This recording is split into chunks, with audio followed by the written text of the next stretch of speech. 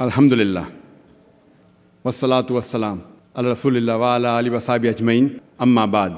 A'udhu billahi minash shaitanir rajim. Bismillahir rahmanir rahim. Kul ya ahlal kitab ta'alu ila kalmatin sawa'in bayna bainakum alla na'budu illa Allah wa la nushrika bihi shay'an wa la yattakhiza ba'duna ba'dan arbaban min dunillah fa in tawallaw faqul ashhadu bi anna muslimun. Rabbi shrah li sadri wa yassir li amri wahlul 'uqdatam min lisani yafqahu qawli. Respected Dr. Ahmad ibn Saifuddin, the respected elders, and my dear brothers and sisters, I welcome all of you with the Islamic greetings. Assal-mo-alaikum wa rahmatullahi wa barakatuh. May peace, mercy, and blessings of Allah subhanahu wa ta'ala, of Almighty God, be on all of you.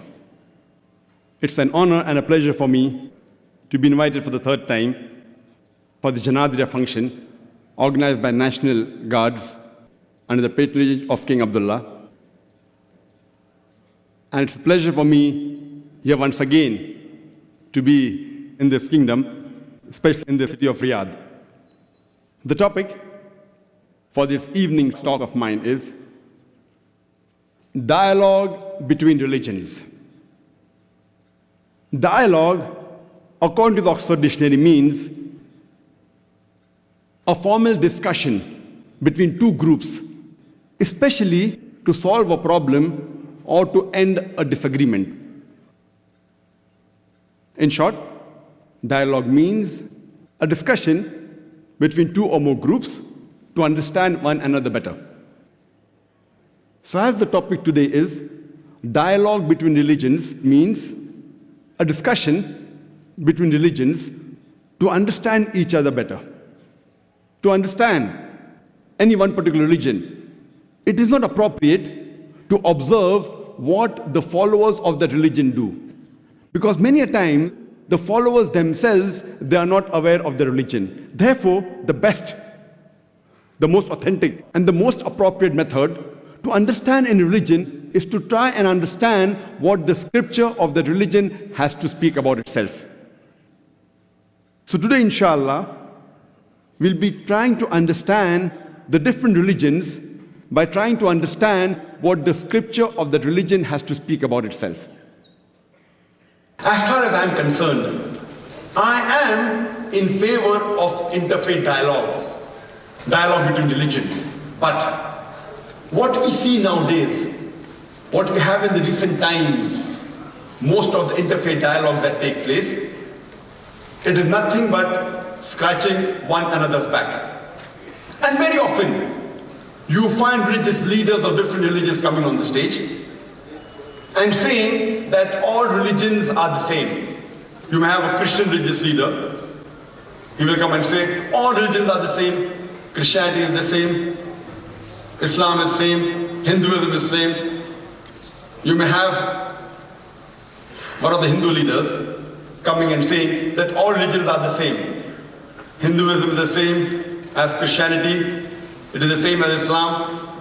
And you may have one so-called Islamic religious leader coming up and saying the same, that all religions are the same.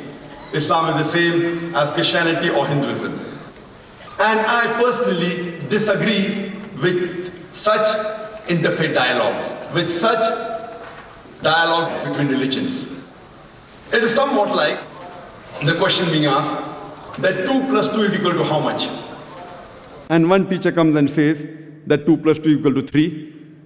One teacher comes and says 2 plus 2 is equal to 4. The third teacher comes and says 2 plus 2 is equal to 5. And all the three teachers say that all the answers are alike. All three answers are the same.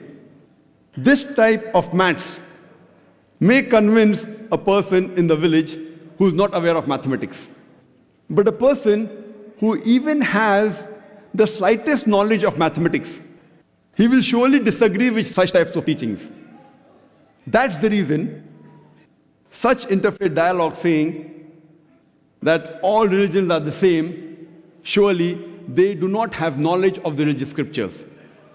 And I personally disagree with such types of dialogues. I, in fact, being a student of Islam and comparative religion, I know that all religions are not the same. But I yet believe in a dialogue between religions. And I have a very simple formula. I tell to the believers of different religions that at least agree and believe that at least one religious scripture is 100% authentic, the word of Almighty God. And believe me, no religious person will disagree with this, would not mind believing in it. A Hindu will say that I believe that the Veda is 100% the word of God. The Christian will say, I believe that the Bible is 100% the word of God. And the Muslims, they will say that we believe that the Quran is 100% the word of God. Here, we aren't hurting anyone. No one will disagree with agreeing that at least one religious scripture is 100% the word of God. And after agreeing with this point, I tell them, let's take out the commonalities between these different religious scriptures. And let us agree to follow 100% what is common in these religious scriptures. Whatever is common, let us agree to follow it strictly, because all of us will agree that what is common in these scriptures has to be 100% the word of God. What is different, we can discuss tomorrow. It may be right, it may be wrong, we can discuss tomorrow. Today, let us agree to follow 100% what is common in all the religious scriptures. With this formula, no religious person, whether it's belonging to a Hindu faith or a Jewish faith or a Christian faith or a Muslim faith, would feel offended.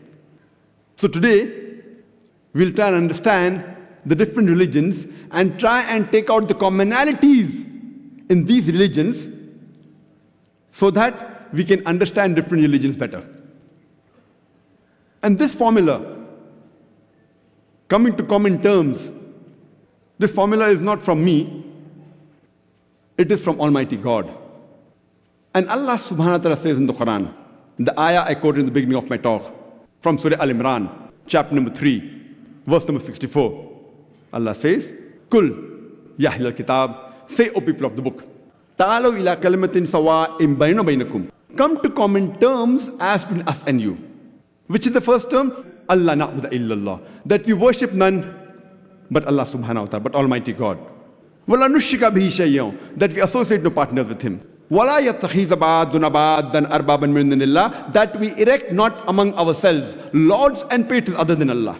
فَإِن تَوَلَّوْا. If then they turn back. فَقُولُوا شَهِدُوا. Say, ye bear witness, بِأَنَّا مُسْلِمُونَ, that we are Muslims bowing our will to Allah subhanahu wa ta'ala. This verse of the glorious Quran, I call it as the master key for doing dawah.